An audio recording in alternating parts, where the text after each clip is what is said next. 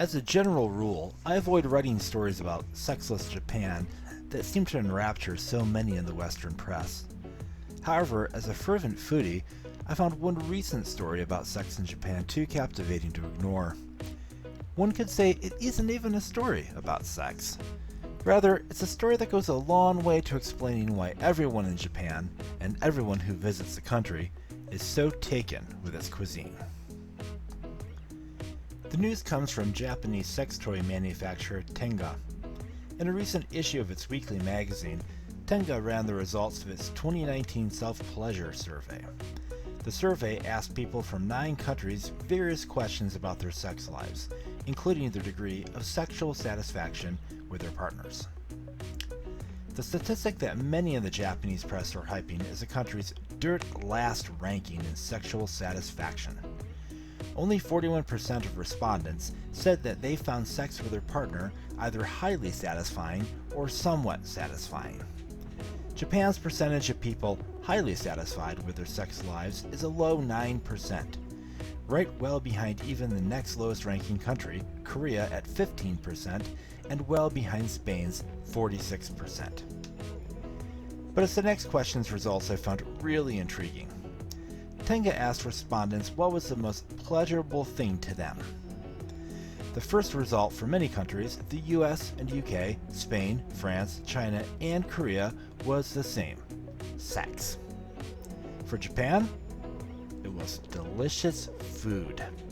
In fact, sex ranked 5th place, behind spending time with someone you love, hugging, and laughing. Sex did nearly beat out quenching a parched throat. Read into that what you will. Now, Japan wasn't the only country where sex failed to make the #1 spot.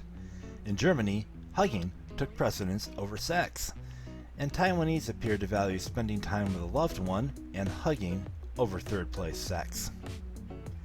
I expect a lot of Western media would focus on the parts of the story regarding low sexual satisfaction in Japan. Such arguments make for sensational and mostly wrong explanations about Japan's declining birth rate.